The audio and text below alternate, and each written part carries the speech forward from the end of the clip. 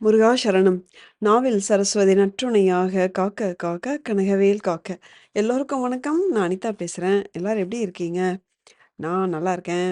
இன்றைய வீடியோ எல்லாருக்குமே முக்கியமானது. ஒரு குடும்பத்தில ஒருத்தங்களுக்காவது இந்த பிரச்சனை இருக்கும். ஸோ பொதுவான கண் பார்வை குறைபாடு இல்லைன்னா, ஏதோ ஒரு வகையான கண் நோய், தோல் நோய், தோல்ல வர எந்த விதமான நோய்களா இருந்தாலும் சரி, அதே மாரி எதிரிகள் தொல்லையா இருந்தாலும் சரி, இத்தனைக்கும் ஒரு பதிகமும் இருக்கு. ஒரு கோயிலும் இருக்கு. மிக மிக சிறப்பு வாய்ந்த ஒரு கோயிலும் இருக்கு. ஸோ அது பார்க்கறதுக்கு முன்னாடி நம்ம சேனலுக்கு நீங்க புதுசா இருக்கிற மாரி இருந்தா, தயவுசெய்து சப்ஸ்கிரைப் பண்ணிக்கோங்க. உங்களுடைய வாழ்க்கையை நல்ல விதமாக மாற்றக்கூடிய பல பதிவுகளும், முருகப்பெருமானை சுவாசிக்கவும், நேசிக்கவும் வைக்கும் பல பதிவுகளும் பார்த்துட்டு வரோம். எதையும் மிஸ் பண்ணிடாதீங்க. ஸோ தேர்ந்தெடுக்கப்பட்ட முத்து முத்தான 80 திருப்புகழ்கள், பெரிய எழுத்துக்கள், விளக்கத்தோட பதம் பிரிச்சு படிக்கிறதுக்கு ரொம்ப ரொம்ப ஈஸியா இருக்கிற மாரி புக் இருக்கு. நீங்க ஃபோட்டோல பார்க்குறது. நீங்க சேனலுக்கு புதுசா இருந்தா மேபி உங்களுக்கு தெரிஞ்சிருக்காது. நீங்க ஆர்டர் பண்ணதுக்கு ஸ்க்ரீன்ல காட்டுற அந்த நம்பருக்கு நீங்க வாட்ஸ்அப் பண்ணுங்க. அதே மாரி திருப்புகழ் புக்கோட ஃபண்ட் ஆலய பணிக்கு அப்படின்னு நான் சொல்லியிருந்தேன். அதுல ரூ. 1,00,000 நம்ம ஐயாவடி சிவன் கோயில் கன்ஸ்ட்ரக்ஷனுக்கு நன்கொடையா குடுத்துருக்கோம். இன்னும் நம்ம குடுக்க போறோம். அதே மாரி சிவன் கோயில் நன்கொடை குடுத்ததுக்கு ரொம்ப ரொம்ப ரொம்ப நன்றி. நெறைய பேர் கான்ட்ரிபியூட் பண்ணியிருந்தீங்க. அந்த ஃபோட்டோஸ் நான் அப்படியே வீடியோல இப்போ நீங்க பார்த்துட்டே போலாம். நான் இப்ப இருக்கிற கன்ஸ்ட்ரக்ஷன் போயிட்டுருக்கு. அந்த ஃபோட்டோஸ் நான் ஷேர் பண்றேன். ஓகேங்களா? ஸோ கந்த சஷ்டிக்கு புக்கு ஞானதானமா குடுக்க விரும்புறவங்க ஆர்டர் பண்ணிக்கோங்க. இன்னும் கொஞ்ச நாள் தான் இருக்கு. 20 நாள் தான், 25 நாள் தான் இருக்கு. புக்கோட கவர் பேஜ் அப்டேட் பண்ணியிருக்கோம். இன்னும் குவாலிட்டி இம்ப்ரூவ் பண்ணியிருக்கோம். சூப்பரா இருக்கும். நான் அது ஃபோட்டோஸ் காட்டுறேன். அம் சிவன் கோயில் நன்கொடைக்கு அந்த வாட்ஸ்அப் நம்பரும் குடுத்துருக்கேன். ஸோ வாட்ஸ்அப் பண்ணுங்க. ஜிபே நம்பர் கிடையாது. ஸோ வாட்ஸ்அப் பண்ணுங்க. அதில உங்களுக்கு எங்க அனுப்பணுங்கிற டீட்டெயில்ஸ் சொல்லுவேன். ஸோ இது மாரி நெறைய நல்ல விஷயங்களுக்கு ஒண்ணா சேர்ந்து நம்ம பயணம் பண்ணிட்டுருக்கோம். Thank you so much. I am really proud of RSM family. ரொம்ப சந்தோஷமா இருக்கு. ஸோ இப்போ வீடியோக்குள்ள போலாம். வீடியோக்கு ஒரு லைக் போட்டுக்கலாம். ஓகே. Thank you. அ இப்போ அ ஒரு கதையில ஆரம்பிக்கிறேன். ஒரு கோயில் அதாவது நம்ம இப்ப பார்க்க போறது எண்கண் முருகன் கோயில் பத்தி தான் பார்க்க போறோம். சில பேருக்கு மேபி கேள்விப்பட்டிருப்பீங்க. அந்த கோயில் வச்சு 2, 3 கதைகள் இருக்கு. அந்த கதை தான் இந்த ஒரு என்ன சொல்றது? ஒரு நோய் தீர்க்கும் தலமா இது எப்படி மாறுச்சு அப்படிங்கிறதுக்கு நம்ம கண்டிப்பா தெரிஞ்சுக்கணும். ஸோ ஒரு சிற்பி இருக்காரு. அவர் சிக்கல்ல ஃபர்ஸ்ட்டு ஒரு சிலை வடிவமைக்கிறாரு. அது ம் ஆ 6 முகம் கொண்ட சண்முகநாதர் மயில் மேல உட்காந்துருக்க மாரியும், அந்த மயிலோட அந்த கால் இருக்கு இல்லைங்களா? அந்த 2 கால் தான் தரையில படும். ஸோ முருகரோட ஃபுல் வெயிட்டும் பார்த்தீங்கன்னா, ஆம் அந்த மயிலோட கால் வழியா தான் இறங்கும். அந்த அந்த சிலையோட வெயிட். ஸோ அந்த மாரி ஒரு சிலை அமைப்பு பார்த்தீங்கன்னா, மொத்தம் 3 இடத்துல இருக்கு. ஸோ முதல்ல சிக்கல்ல அவரு இந்த சிலைய வடிவமைக்கிறாரு. ஸோ அப்ப இருந்த முத்தரசு சோழன் அப்படிங்கிற அந்த ராஜா பார்த்துட்டு, இந்த சிலை ரொம்ப ரொம்ப அழகா இருக்கு.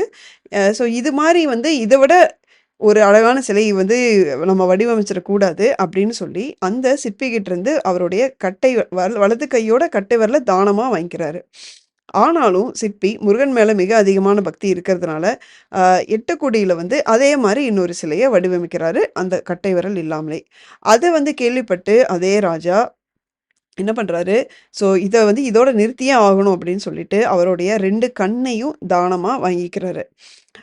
ஸோ மறுக்க முடியாத சிற்பி அந்த கண்கள குடுத்துடுறாரு. ஸோ இப்ப அவருக்கு ஒரு கட்டை விரலும் 2 கண்ணும் கிடையாது. ஆனா முருகப்பெருமான் இப்ப தான் அவருக்கு ஒரு வேலை குடுக்குறாரு. என்ன அப்டின்னா, எண்கண் அப்படிங்கிற ஊர்ல அதுக்கு பேரு பிரம்மபுரம் அப்படின்னு சொல்றாங்க. ஸோ அதுக்கு என்ன கதைன்னு நான் சொல்றேன். ஸோ எண்கண் ஊர்ல இருக்கிற அந்த கோயிலுக்கு சிற்பி கோயிலுக்கான அந்த சண்முகநாதர் சிலை அதே மாரி நீ வடிவமைக்கணும் அப்படின்னு சொல்லி உத்தரவு போடுறாரு. ஸோ சிற்பி ஒரு ஒரு சின்ன ஒரு பணிப்பெண் உதவியோட கண் இல்லாமலேயே அந்த அந்த சிலைய வடிவமைக்கிறாரு. அப்போ என்னன்னா, அந்த அந்த சிலைக்கு கண்ணுக்கு உயிர் குடுப்பாங்க இல்லைங்களா? கடைசியா தான் குடுப்பாங்க. அந்த உயிர் குடுக்கும்போது அது ரொம்ப முக்கியம். அ அப்போ என்னன்னா, அவர் மனசுக்குள்ள முருகர்ட்ட வேண்டிக்கிறாரு. "முருகா எனக்கு கண் இல்ல. ஸோ நான் இது எப்படி உயிர் கொண்டு வரப்போறேன்னு தெரியல. நீ தான் அதுக்கான அருளாசிய பண்ணணும்." அப்படின்னு சொல்லிட்டு அந்த கண்ணுக்கு உயிர் குடுக்குறாரு. கண்ணுக்கு உயிர் குடுக்க குடுக்க இவருக்கு கண் பார்வை வருது. அப்படிங்கிறது இந்த கோயில் ஓட தல வரலாறு, அதோடைய ஐதீகம். ஸோ, அந்த அந்த சிற்பம் பார்த்தீங்கன்னா, அது ரொம்ப ரொம்ப ஸ்பெஷல். நான் சொன்ன மாரி மயிலோட 2 கால்ல தான் மொத்த முருகரோட அந்த ஃபுல் அந்த வெயிட்டுமே பார்த்தீங்கன்னா இறங்கியிருக்கும். மயில் காலோட பார்த்தீங்கன்னா, ஒவ்வொரு விரலுக்கு நடுவுல கேப்பா இருக்கும்.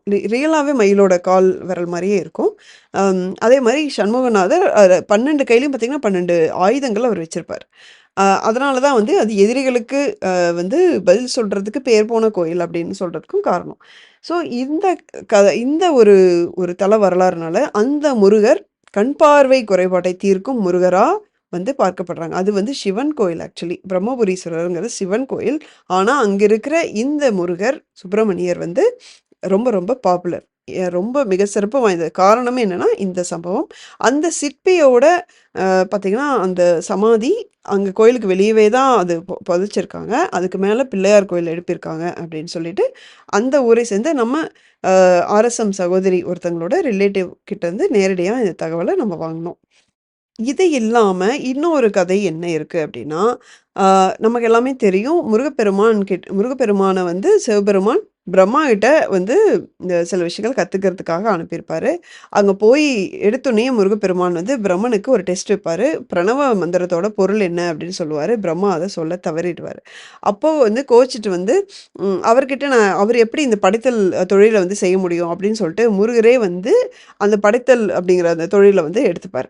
ஸோ, அதுக்காக பிரம்மா திரும்பியும் சிவபெருமான் கிட்ட போயி, அவருக்கு பூஜை பண்ணி, திரும்பியும் அந்த படைத்தல் தொழில் வேணும் அப்படின்னு சொல்லி வேண்டி கேட்பாரு. அந்த இடம் வந்து பார்த்தீங்கன்னா, அந்த ஊர் அது பிரம்மபுரம் அப்படிங்கிற ஊர்ல நடந்ததுனால தான், அது வந்து பிரம்மபுரீஸ்வரர். அதே மாரி எண் கண் அ 4 தல 8 கண்ணு. ஸோ, எண் கண் அப்படிங்கிற பேர் வந்தது அப்படின்னும் இன்னொரு ஐதீகம் இருக்கு. ஸோ, திரும்பவும் அந்த படைத்தல் தொழில் வந்து முருகர் வந்து உபதேசத்துக்கு அப்புறம் வந்து குடுத்துருவாரு. அதுக்கப்புறம் பிரம்மா முருகனுக்கும் அதே இடத்துல இருந்து பூஜை பண்ணதா ஐதீகம் இருக்கு. ஸோ, அங்க இருக்கிற முருகர் பார்த்தீங்கன்னா, தெற்கு பார்த்து இருப்பாரு அன்யூசுவலி. ஸோ, அவர் வந்து சிவனுடைய ஒரு மறு வடிவமா தான் அந்த கோயில்ல வந்து பார்க்கப்படுது. ஸோ, இவர் கண் பார்வை தீர்க்கிறது சரி, எதிரிகள் தொல்லைக்கும் சரி, அதே மாரி தோல் சம்பந்தமான வியாதிகளுக்கும் மிக மிக சிறப்பு வாய்ந்த, மிகவும் சக்தி வாய்ந்த ஒரு முருகர்.